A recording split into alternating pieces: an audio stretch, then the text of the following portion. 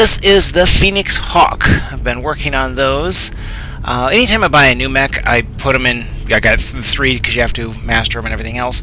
I designed one for long range, one for short range, one kind of in between with like either a particle cannon or a large laser, and then kind of balance it out. And then I play them a couple times, refine the equipment, and let weapons load out. Sometimes I'll swap them back and forth, change out the roles. Usually I'll settle on a configuration that works best for me anyway. This one is more the close-in, 4 medium lasers and a medium pulse.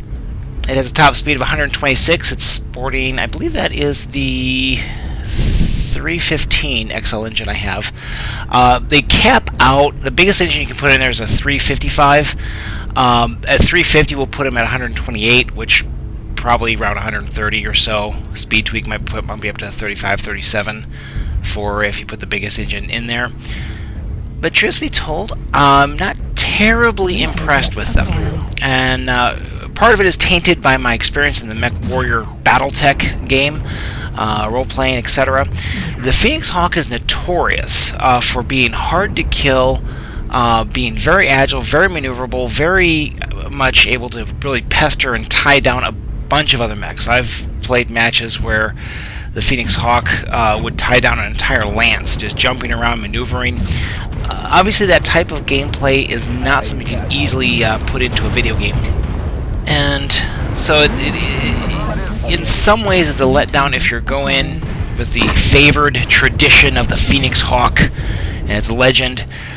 It doesn't quite perform up to that standard. It is good in a fast recon, scout, harasser. I found its armor is a little light for actual battle. It's like you really don't want to get shot. Of course, most of them have their weapons primarily in the arms. Some do have some weapons in the... some of the variants do have weapons in the arms, as well as the torso, but the players tend to go for your arms. They tend to try to go for the center torso and try to take out. I'm surprised not more people go with the legging like they used to. But I've seen a lot of variations and variants on it. Basically making Pop-Tart mech with the big old jump jets, able to fly up there and you fire in large lasers and particle cannons. I did do a variant that had. I was trying that out with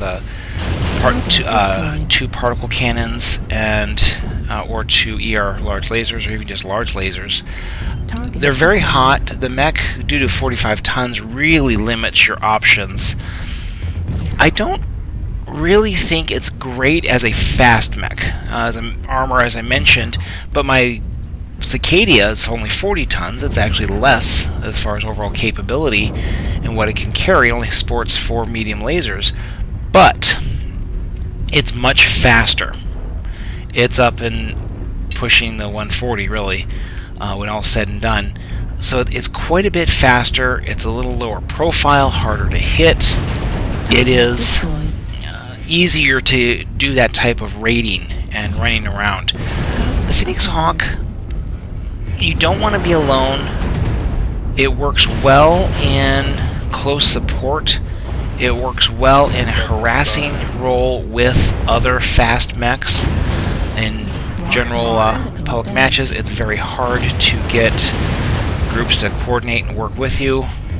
A couple times I found myself abandoned and alone in a battlefield when I didn't want to be, and they seem to just not do as well.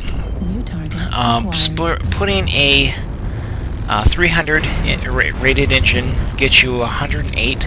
That gives you a good speed and firepower, but much slower than that, you're not going to be fast enough to do anything. Much more than that, much more in a 315, you're not going to have much for arsenal and too much speed. So it's pretty narrow balancing there.